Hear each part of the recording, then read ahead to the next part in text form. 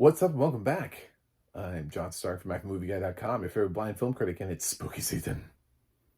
And uh, this this is adapted from a book by Stephen King. It's not really scary, but it is Dolores Claiborne, and it's celebrating its 30th anniversary as a film.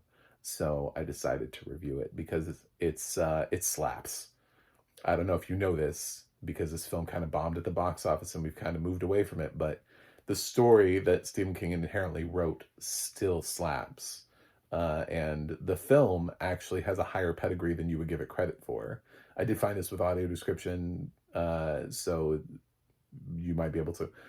Directed by Taylor Hackford, written by Tony Gilroy. We've got a score by Danny Elfman. Like, what? You've got Kathy Bates, Jennifer Jason Leigh, Christopher Plummer, David Strathairn, John C Reilly. I mean, this feels like it could be made today and still be interesting. Like this, they could just remake the same movie with the same cast and be like, "Oh, we're back. All these people still act today." Well, rest in peace, Christopher Plummer. We'd have to replace him with somebody, but basically, everybody else could just come back for this movie. And yeah, I think this is a solid story. And to see these people go on, and they've done obviously more things. Like Taylor Hackford and Tony Gilroy weren't necessarily huge names in 1995, but they continue to direct things and have more prominence now in Hollywood. Kathy Bates is doing another Stephen King adaptation following Misery. So they dropped this in the spring, and this was back when things used to matter more about like when you dropped movies. And like there were certain times that were considered like the doldrums. So the studio obviously didn't have a lot of faith in Dolores Claiborne, which is just, it's kind of like it's a little bit of a pulpy crime drama, murder mystery. It's not really, well, it's kind of a mystery. But we see Jennifer Jason Leigh. She works at a paper in the big city. She's a big city girl. She works, she's got a boss, and she wants a story, and she's sleeping with her boss, and so she's just kind of like demanding stories. And she gets a fax about this paper back home, and so she has to go back and deal with her mom, who may have killed somebody. Her mom, Kathy Bates, Dolores Claiborne, has been looking after an old lady, Vera, who is a widow and lives in this house, mansion, or whatever by herself, and her health has been declining for years. The film opens up with a sequence that, if you take it at face value, looks like murder. But then as you unpack the film, you learn what the film's really about and then what the film's ending is. So there are definitely dark secrets here because it's a Stephen King thing. There's definitely dark subject matter to uncover here because it's Stephen King. It's not scary and it's not gory. It's not like horror. It's not one of those films. It has some difficult moments. He wrote certainly a book for conversation, but it's not, it qualifies for spooky season because people, I think, in around this time just think of Stephen King and go spooky season.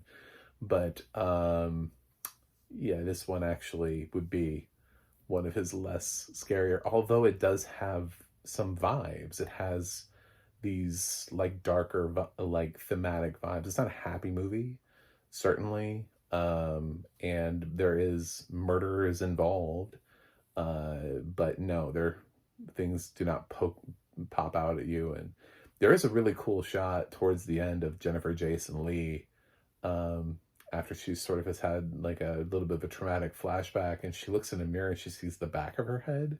So it's one of those sort of like weird horror cuts, but it's so out of place in a movie that doesn't really do anything like that. It's not a movie that really has a whole lot of those moments and a lot of those beats. But yeah, the performances here are really good. Obviously, Bates it feels disappointing just because I think people wanted Annie Wilkes again and they didn't get that. So she's it's a different kind of nuanced performance from Bates. And sure, she's had showier roles before, but this feels right up her alley. She's got a lot of the folksy charm to her that she has input into a lot of her roles. She has little cheesy things to say like cheese and crackers, you know? So instead of cursing, and she doesn't like cursing, and her daughter has gone off and now she comes back, she's cursing and she's smoking, and they haven't seen each other in 16 years. And there's this whole other story, which leads into why Christopher Plummer, who plays the lead detective, is so gung-ho on trying to get Dolores for this, even though there really isn't strong evidence to suggest. It's very circumstantial. And it's because he believes that Dolores killed her husband many years ago. And so we see that in flashback, and we see a younger Dolores with her husband, played by David Strathairn, in a douchebag role, which is unusual of him because he's kind of a slight, quiet man most times. But this is one of those few times where they utilized him in a villain role. It's a great effect, by the way. He's actually really good in this movie. And very creepy, very, able to flip on the rage switch when needed. So it's something he doesn't get asked to do a lot of. I think his whole career is basically defined by good night and good luck now. Everybody's like, well, you did the Murrow thing really well, so let's see how many times we can get you to do that.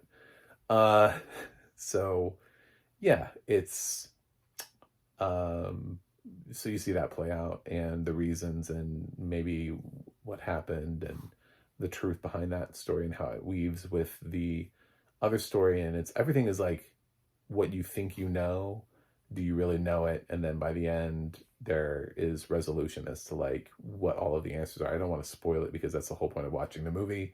But I think it's a good mystery. I think it evolves and it twists and it turns, and it's got actors who are on fire. And really competent direction from Taylor Hackford, and writing from Tony Gilroy, and a score by Danny Elfman. That's like three things right there. It's like bam, bam, bam. I mean, I don't know why more people don't like this movie. I think maybe there are always those people, and I'm not one of those people. I should say I haven't read the book. So there are always those people, and that's a very fair perspective to come from, because I've been on the other side of it where I have read the book and I've seen the movie and I've been like, fuck you. Get out of here. Leave. And then you talk to the people who love the movie and you're like, but you didn't read the book. Oh God, you should have read the book. The book is so much better, And I have felt that with, sort of recent adaptations like The Woman in the Window, and I can't even think of the name of it. The one where she's in the marsh woman. I did read that book, and the book is better and makes more sense. They just didn't give it time. That should have been like a limited series. It would have been way better to develop that as a limited series. They had a shot. I think David Strathairn's in that as well. So yeah, this, if you haven't read the book, I think it's a good story, but I'm fully acknowledging the fact that I have not. So if you have and you hate this movie, I validate you, because I've been there before. But I've also read plenty of books and then watched the movie, and I can understand the changes that are made, and I'm like, well, that's fine. I would have changed that. You can't include everything. Some people with the Harry Potter characters, they get a little bit nuts. They're like, they left that person out. And I'm like, that person is barely in the story. Person was there for like 5 seconds. They're in like that one scene. They're not a main character. You can, move on with your life. But same thing with like Hunger Games. Like, it's a pretty solid adaptation. So yeah. Did they make changes? Sure. I don't know what they did here. If you haven't read the book, you should like this. it's a good movie that just didn't get its due. It just got buried in 1995. And I think there are people who saw it and they've been trying to tell people, hey, have you seen this? It's a sleeper. But it has never caught on the same way that like Shawshank Redemption, which did not do well initially upon release, like financially, did okay with, you know, Oscar nominations, but it didn't win. You know, I mean, that debate is always like, which film should have won, Forrest Gump or Pulp Fiction? I'm always the guy that goes Shawshank Redemption. But yeah, this is, I don't know that it needed Oscar nominations, although I do really think Jennifer Jason Leigh this is one of her best performances. So I can make that case for her. There's a lot of nuance and she's dealing with a lot of trauma and PTSD and it evolves a lot over the course of the story. So, Kathy, I think it's there's two comparisons, between, you know, Misery and this. And, yeah, I can see why people would maybe go, well, maybe not an Oscar nomination for this, but it doesn't mean it's a bad performance. So, if you're looking for something a little bit lighter and you don't like jump scares and you don't like ghosts and, I don't know, exploding heads and stuff like that, but you want something that has like a mood to it that feels and is Stephen King, I would say this is it. Like, this is the movie. So this could be, you know, I try to review all sorts of facets. And the fact that this is on its 30th anniversary this year, because it was released in 1995, gives me more reason to celebrate Dolores Claiborne. So I like this movie. I think, yes, there are better Stephen King adaptations. I also am doing the It remake, It Chapter 1 and Chapter 2, for this spooky season. But I think Dolores Claiborne is a solid movie that people have slept on for years. And the audio description is dated and needs to be redone anyway. So maybe it will be. They had a weird way of describing Kathy Bates's character. Was it plumpish or something? Plumpy? Something like that. It was like, I was like, we can do better than that. They used to have a hard time back in the day describing plus size people in general. So, but yeah, I'm gonna give Dolores Claiborne 7.5 out of 10. I liked it. It's fresh. It should be. I might be an outlier on this, but I think if people watch it now, you'll appreciate it.